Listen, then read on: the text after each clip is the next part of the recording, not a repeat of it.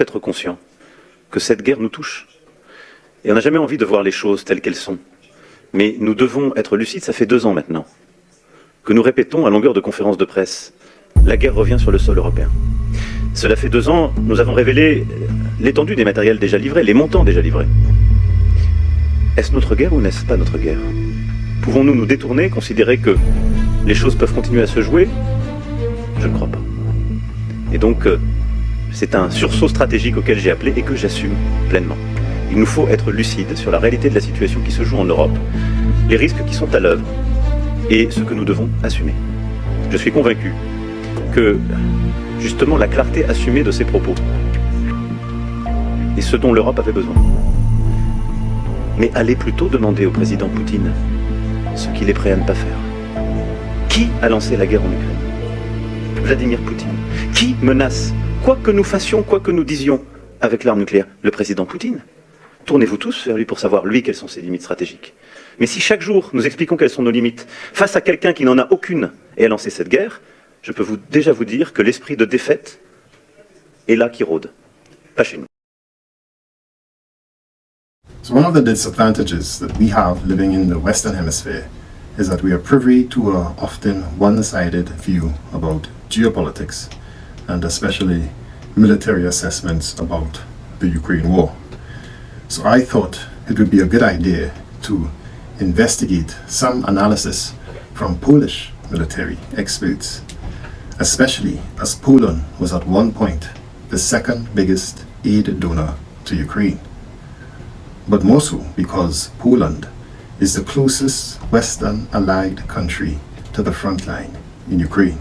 So today's video concerns the views of a Polish general by the name of General Pacek.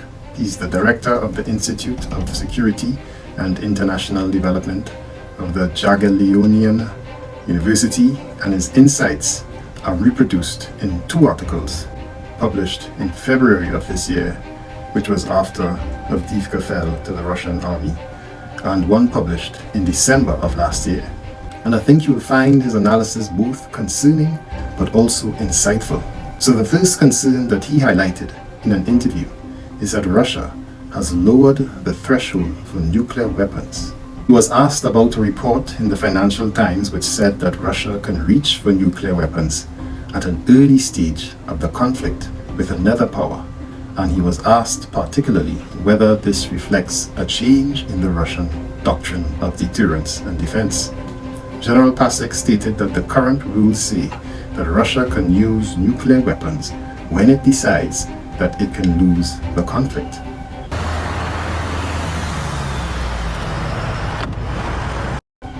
He said Russia wants to stop the West from more offensive actions, which the West, he said, recently took in referring to the inclusion of Ukraine in the NATO interoperability system. Ukraine will join NATO. It is not a question of if, but of when. This is a serious signal, he said. It means that NATO has decided on the possibility of joint military action and even the war, if necessary, with Ukrainian forces. Я хочу еще раз все-таки подчеркнуть это. Я говорил, но мне очень бы хотелось, чтобы вы меня услышали все-таки в конце концов. И донесли это до своих читателей, зрителей и пользователей в интернете. Но вы понимаете или нет, что если Украина будет в НАТО и военным путем будет возвращать себе Крым, европейские страны автоматически будут втянуты в военный конфликт с Россией. This would mean allowing Ukraine different opportunities within the alliance at the strategic level, but also for the alliance it means interoperability with Ukraine's data capabilities. This signal, he thinks, was taken seriously by the Russians.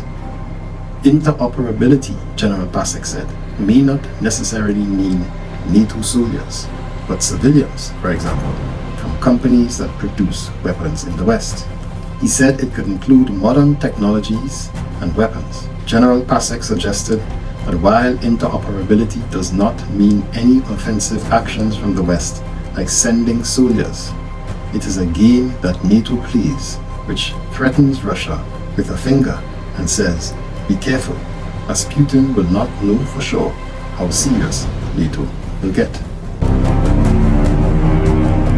General Pacek then went on to speak about the frontline situation in Ukraine and commented that the goal of the Russian offensive, at a minimum, he said, is that Russia plans to occupy all the regions of eastern Ukraine, from the north, that is, from the Kharkiv Oblast to the south, and even, perhaps, Odessa.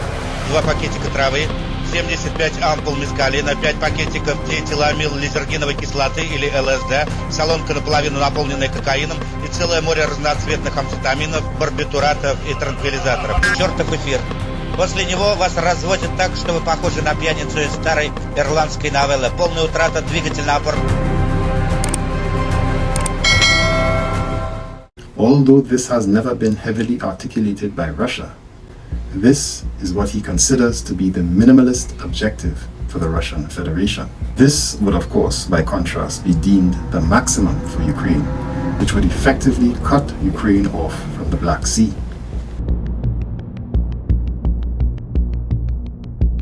In the general's view, the constant attacks on Kharkiv confirm that Russia has not given up its aims for that oblast. The noteworthy aspect of the interview was the general's view that Russia has a big advantage on the entire front line and that Ukraine did not have time to prepare adequate defenses, which he revealed was to be Ukraine's main task for 2024. This statement was, by the way, recently echoed by Michael Kaufman from the War on the Rocks in a recent report in the Newsweek. And I agree.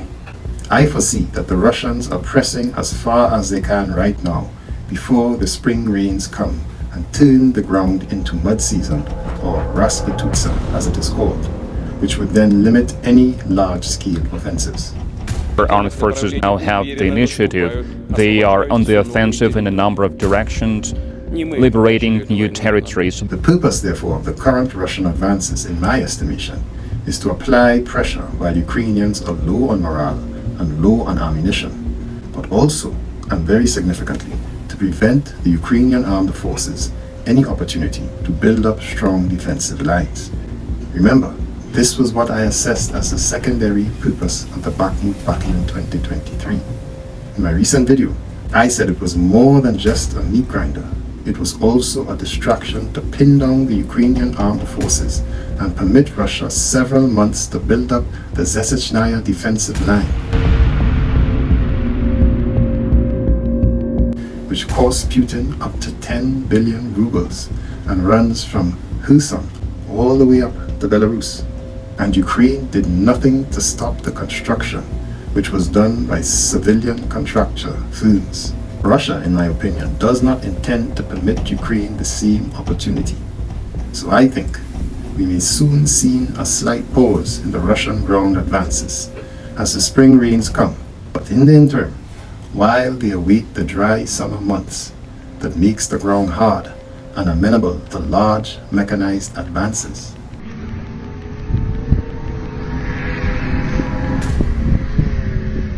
Russia will use their long-range strike capabilities to bog down the Ukrainian forces and prevent or destroy any attempts at building fortified defense lines.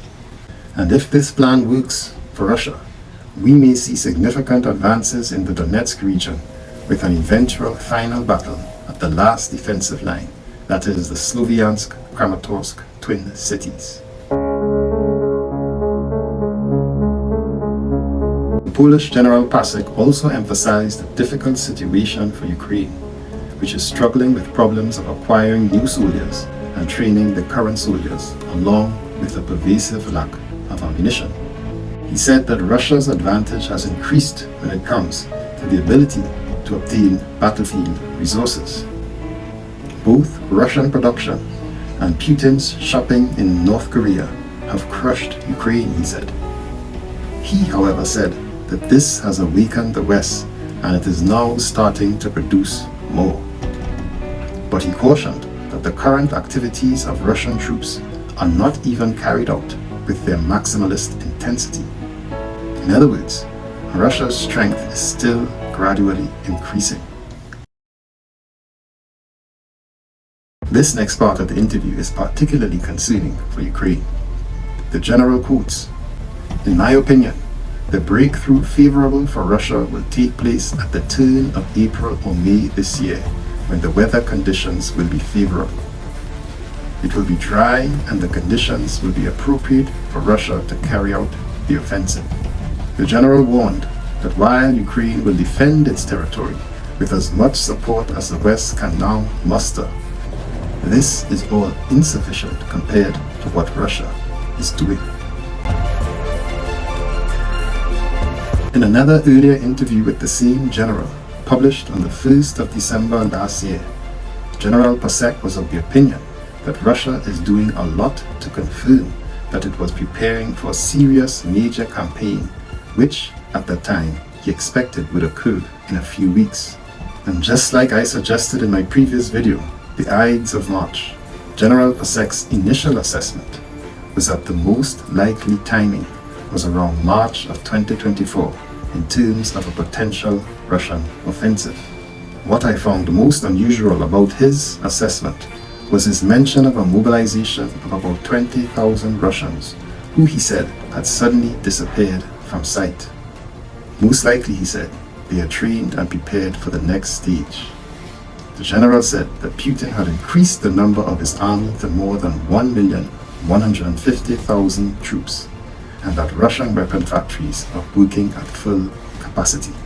In Russia, he said, there are currently 3 shifts in the factories instead of 1. Many factories are urgently overhauling equipment destroyed from the war. In his opinion, this is a preparatory stage for a large campaign which will involve the persecution of Ukraine by destroying critical infrastructure and the redeployment of troops in Belarus.